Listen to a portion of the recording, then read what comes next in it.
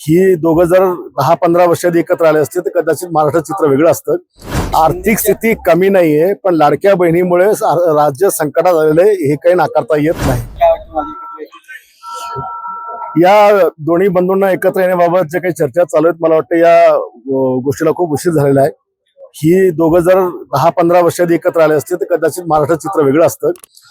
उद्धव साहेबांनी जो बाळासाहेबांचा विचार सोडून, शिवरायाचा विचार सोडून जे काही विचित्र आघाडी त्या ठिकाणी केलेली आहे, त्याच्यामुळे आज जनाधार संपलेला आहे आणि त्याच्यामुळे युतीचा काही फायदा होईल असं वाटत नाही।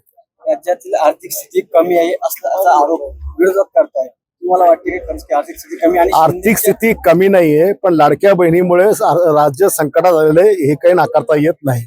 1.25 लाख कोटी रुपयाची तूट आहे, ज्याचा परिणाम विकास कामावर झालेला आहे, कर्मचाऱ्यांच्या पगारावर झालेला आहे, सगळ्याच गोष्टीवर झालेला आहे। पण ती तूट जुलै ऑगस्ट पर्यंत भरून निघेल।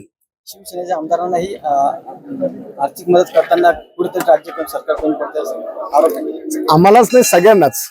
या मागच्या अधिवेशनामध्ये एकाही आमदाराला बजेटचे पैसे मिळालेले नाही, कुठल्याच योजनेचे मिळाले, कुठल्याच डिपार्टमेंटचे मिळाले नाही।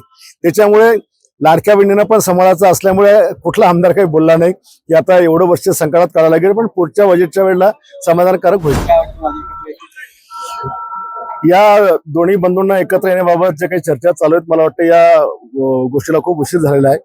ही दोघं जर 10-15 वर्षांनी एकत्र आले असते तर कदाचित महाराष्ट्र चित्र वेगळं असतं।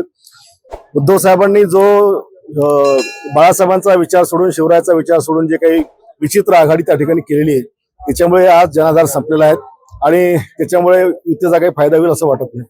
राज्यातील आर्थिक स्थिती कमी आहे असल्याचा आरोप विरोधक करताय, तुम्हाला वाटते की आर्थिक स्थिती कमी आणि आर्थिक स्थिती कमी नाहीये, पण लाडक्या बहिणीमुळे राज्य संकटात आलेलं आहे, हे काही नाकारता येत नाही। 1.25 लाख कोटी रुपयाची तूट आहे, ज्याचा परिणाम विकास कामावर झालेला आहे, कर्मचाऱ्यांच्या पगारावर झालेला आहे, सगळ्याच गोष्टीवर झालेला आहे। पण ती तूट जुलै ऑगस्ट पर्यंत भरून निघेल।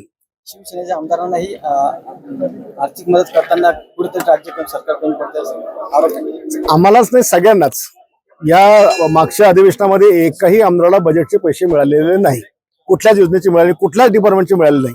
त्याच्यामुळे लाडक्या बहिणींना पण सांभाळायचं असल्यामुळे कुठला आमदार काही बोलला नाही की आता एवढं वर्ष संकटात काढायला लागेल, पण पुढच्या बजेटच्या वेळेला समाधानकारक होईल।